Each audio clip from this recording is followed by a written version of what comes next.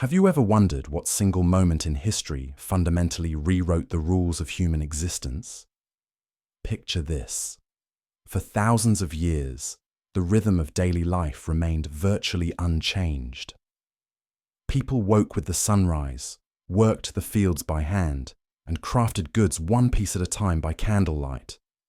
Then suddenly, everything exploded into motion. Machines roared to life, cities swelled beyond recognition, and humanity stepped into a completely new chapter of its story. Tonight, we're diving deep into the most transformative period our species has ever experienced. We'll uncover the brilliant minds who sparked this revolution, explore the groundbreaking inventions that changed everything, and discover how a small island nation became the launching pad for the modern world. But here's what makes this story truly fascinating. It wasn't just one invention that changed everything. It was a perfect storm of innovation, ambition, and circumstance that unleashed forces still shaping our lives today. So settle back and prepare for a journey through time as we explore the incredible story of humanity's greatest transformation. The year is 1750, and if you could transport yourself to Britain at this moment, you'd find yourself in a world that would feel almost alien to us today. Most people never travelled more than a few miles from where they were born. They measured time by the sun's position in the sky rather than clocks on their walls. Families gathered around flickering fires to craft tools and clothing entirely by hand, just as their ancestors had done for centuries. But beneath this seemingly timeless surface, something extraordinary was beginning to stir. Britain was perfectly positioned to become the birthplace of a revolution that would reshape civilization itself. The country had recently emerged as a dominant maritime power, controlling trade routes that stretched across 6 continents. Wealth was flowing into British ports from colonies around the globe, creating a merchant class with both money and ambition. What made Britain truly special wasn't just its growing wealth, though. The island was blessed with abundant natural resources that would prove crucial in the coming decades. Deep beneath the countryside lay vast deposits of coal, while iron ore could be found throughout the land. These raw materials would soon become the fuel and foundation for an entirely new way of life. The government was also creating an environment where innovation could flourish. New laws protected inventors' ideas through patents, while financial institutions provided the capital needed to turn brilliant concepts into reality. Entrepreneurs from across Europe were drawn to Britain like moths to a flame, sensing unprecedented opportunities for those bold enough to seize them. But, perhaps most importantly, Britain had developed something that would prove absolutely essential: an advanced transportation network. Canals connected inland areas to major ports, while improved roads allowed goods to move more efficiently than anywhere else in the world. This infrastructure would soon carry the products of revolutionary new machines to markets near and far. The stage was set for transformation, but it would take visionary individuals to light the fuse. Enter Thomas Savery, an English engineer whose curious mind was captivated by the power of steam. In 1698, he created something that would seem unremarkable to modern eyes, but was revolutionary for its time: a machine that could harness the invisible force of steam to perform useful work. Savery's invention, which he called the miner's friend, was designed to solve a very practical problem. As miners dug deeper into the earth searching for coal and metals, they constantly battled against water seeping into their tunnels. Traditional methods of removing this water were backbreaking and inefficient. Savery's steam-powered pump offered a tantalizing glimpse of a different approach. The machine worked through an ingenious process. Water was heated until it became steam, creating pressure that could push water upward through pipes. When the steam cooled and condensed back into water, it created a vacuum that pulled even more water up from below. While the device generated only about 1 horsepower of energy, it represented something profound: the first practical application of steam power to industrial problems. Savery's pump was still being manufactured well into the 1800s. But its true significance lay not in its immediate impact, but in the door it opened.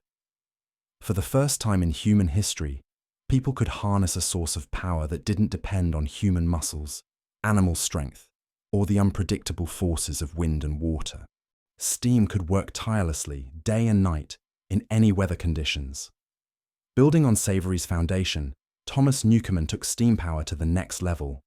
Newcomen was an ironmonger who spent his days selling tools to miners, giving him intimate knowledge of their struggles. He understood that while Savory's pump was innovative, it had significant limitations that prevented it from reaching its full potential. In 1712, Newcomen unveiled his atmospheric engine, a marvel of engineering that would dominate industrial applications for decades to come. His machine used steam in a more sophisticated way, letting hot steam into a cylinder and then cooling it with cold water to create a powerful vacuum. This vacuum drove a piston that moved a massive beam up and down like a giant seesaw. The beauty of Newcomen's design lay in its mechanical advantage. The seesawing beam was connected to long pump rods that extended deep into mine shafts, allowing water to be lifted from previously unreachable depths. This breakthrough opened up entirely new possibilities for mining operations, leading to an explosion in coal production that would fuel the coming industrial boom. These early steam engines were far from perfect. They were enormous, inefficient, and required constant attention from skilled operators. But they represented something unprecedented in human experience. Machines that could perform heavy labor without tiring, without needing rest, and without demanding wages. As news of these steam-powered marvels spread throughout Britain and beyond, inventive minds began imagining new applications. What if steam power could be applied to manufacturing? What if it could power transportation? What if the same principles could be refined and improved to create even more powerful machines?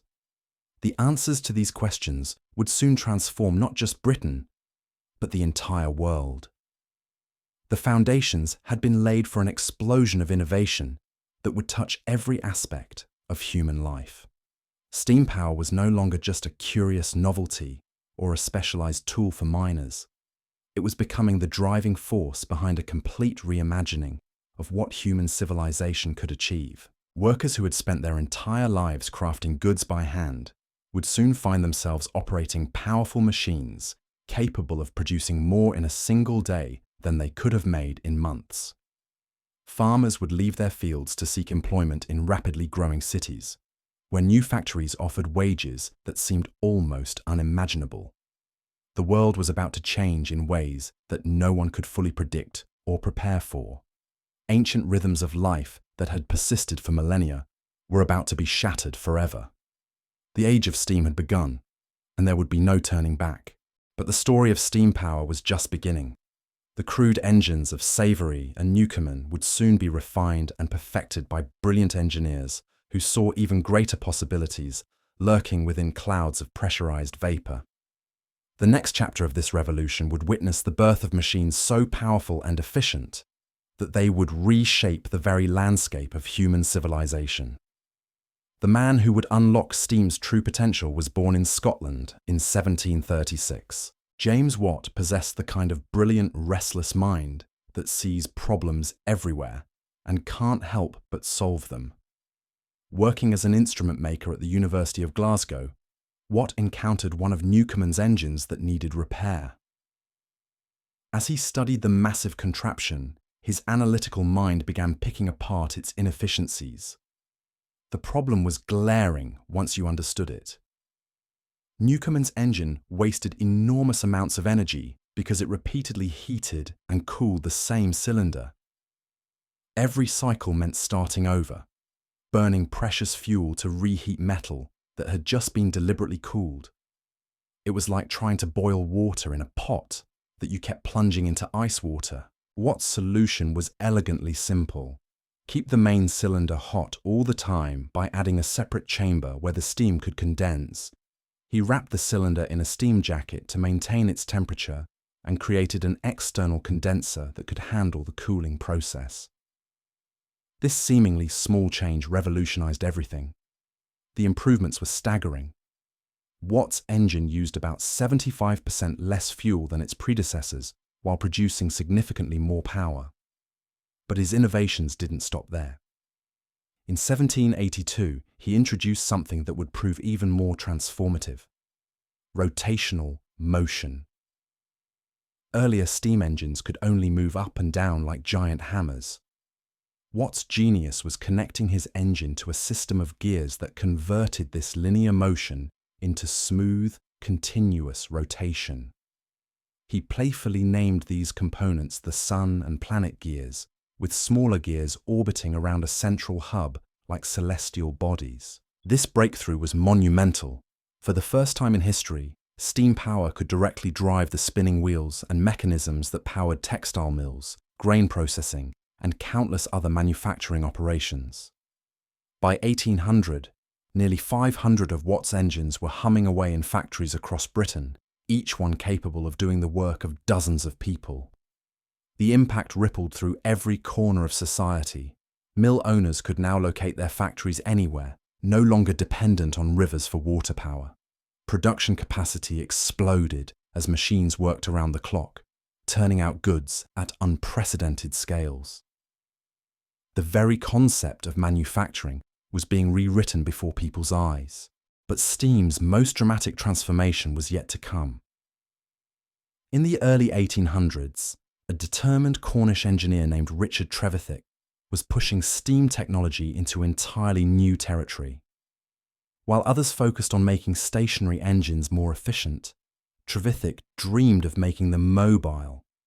His innovations centered on high-pressure steam, operating at temperatures far above the boiling point of water. This created engines that were smaller, lighter, and dramatically more powerful than anything that had come before. Most importantly, they were compact enough to mount on wheels. On February 21st, 1804, Trevithick's experimental locomotive chugged along a railway in Wales, hauling 10 tons of iron and 70 passengers for 9 miles. The journey took 4 hours, but it proved something revolutionary. Steam could power transportation. The implications were staggering. For thousands of years, the speed of human travel had been limited by the pace of walking horses or sailing ships dependent on wind. Suddenly, people could envision crossing vast distances at speeds that would have seemed magical to their grandparents. Other inventors quickly seized on Trevithick's breakthrough. The Salamanca appeared in 1812, designed specifically for steep mountain railways with special cogs that gripped toothed tracks. 2 years later came the Puffing Billy, built to haul coal through the industrial heartlands of northern England. Then came the moment that would capture the world's imagination. On September 27, 1825, over 400 excited spectators gathered at a railway station in Darlington, England. They were about to witness the inaugural journey of the Locomotion No. 1, the world's first steam-powered passenger railway. The train crawled along at 15 miles per hour, covering 25 miles in an hour and 40 minutes. To modern minds, this seems painfully slow, but for people who had never travelled faster than a galloping horse, it felt like flying. Parents lifted their children to see the miraculous machine that seemed to move by magic, trailing clouds of steam and the rhythmic chuffing that would become the soundtrack of the industrial age. Word of successful steam railways spread like wildfire across Britain and beyond. Engineers and entrepreneurs recognized that they were witnessing the birth of an entirely new form of transportation that could revolutionize commerce, travel, and the very structure of society itself. The railway age was about to explode across the landscape, carrying with it changes that would touch every human life. Raw materials could now move efficiently from mines to factories. Finished goods could reach markets hundreds of miles away. Most remarkably, ordinary people could travel distances that would have taken their ancestors weeks to cover. Cities began growing at unprecedented rates as railways delivered the building materials, food and workers needed to sustain massive urban populations. The countryside itself was being rewired as steel rails created new corridors of commerce and communication. But the transformation wasn't limited to transportation. Steam power was simultaneously revolutionizing manufacturing in ways that seemed almost miraculous to those witnessing it firsthand. The textile industry, which had relied on human hands and simple tools for centuries, was being completely reimagined through the power of steam-driven machinery. Spinning wheels that had produced single threads now gave way to massive machines that could spin hundreds of threads simultaneously. The spinning jenny, water frame, and spinning mule transformed cotton processing from a slow, laborious craft into an industrial process capable of producing vast quantities of high-quality yarn. Weaving followed the same pattern.